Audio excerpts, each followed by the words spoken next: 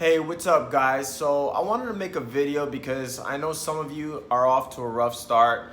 You started 0-3, you're panicking, and I don't want you to lose your fantasy season. I want you to know there is hope out there.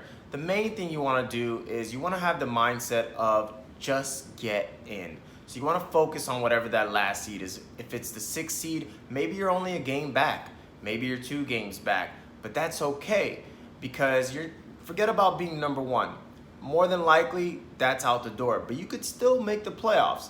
And this goes to players who are struggling or owners who are struggling because they're dealing with an injury like a Fournette, somebody they probably drafted in the 1st or 2nd round, or Dalvin Cook, somebody like that, or maybe you just drafted bad. This is not for the owner that's been scoring high every week but just had bad luck and facing the highest scorer every week himself. So I'm not talking to that guy. I had one person DM me and they lost 3 games by a total of 10 points. Well, obviously your team's pretty good. You just had a little bit of bad luck. So you don't want to panic if you're that guy.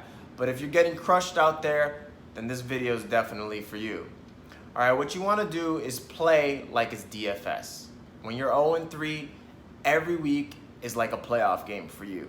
So it's going to be like daily fantasy football. And what I mean by that, the first step to daily fantasy football is you want to play the matchups, okay?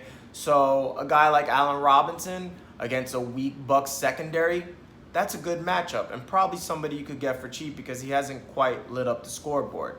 The second thing you want to do is you don't want to hold on to injured players, especially a guy like Fournette, because chances are that's the reason why you're 0-3 to begin with. And he's going to give you the most return. So a guy like Fournette, I would try to get, a decent running back and then another wide receiver with some upside. So maybe like a Phillip Lindsay has a really good matchup against the Chiefs. As long as he's not suspended, I haven't heard anything about that. But most likely they'll be down. Denver's defense isn't what it used to be. He's the pass catching back. Someone like that. And then another, stud receiver, wide receiver 2, borderline 1 with some upside will be a good trade for Fournette. Not what you would get if he's healthy, but again, beggars can't be choosers. Now, if Fournette's healthy, then go ahead, fire him up. But this is, just in case he doesn't play. Same thing goes with Dalvin Cook. Matt Breida might not even play. He has a hyperextended knee. And then you could also trade for guys like Alfred Morris, who has a really, really good matchup if Breida doesn't play. Chargers aren't particularly good at stopping the run, even though they'll probably put up points. But if he's the only back, that might be a guy you could get for cheap and somebody you might want to target, okay? The other thing, guys, is pick high-scoring games. I mentioned some of them, the Niners and the Chargers. Chargers defense isn't what it used to be. Niners will be playing from behind. Chargers are going to light it up regardless. So anybody on those teams, I mentioned Alfred Morris, let's see, Mike Williams, Eckler, guys like that. You want to go ahead and try to target. Texans versus Colts. Both offensive lines are horrible. Both defenses are horrible.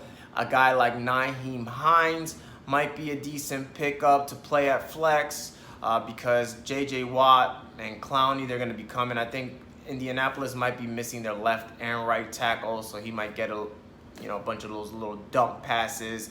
The Giants versus New Orleans. New Orleans can't stop anybody. A guy like Sterling Shepard would be great to target in this game with Evan Ingram out. Of course, ODB will be harder to trade for, but that's another example of a high-scoring game. The Chiefs versus Broncos I mentioned.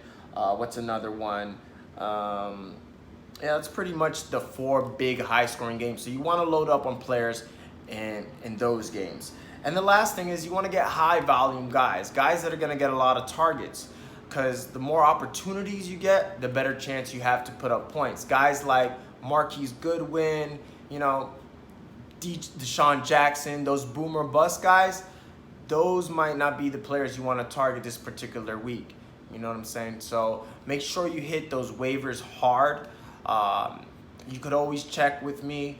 Comment down below also if you have any questions on guys to target, trades to make, on the waivers, on free agents, things like that. You can always reach me on social media at SportsLibs, or comment down below like I mentioned. And good luck. Hopefully this video helps you guys and we could turn this fantasy football season around.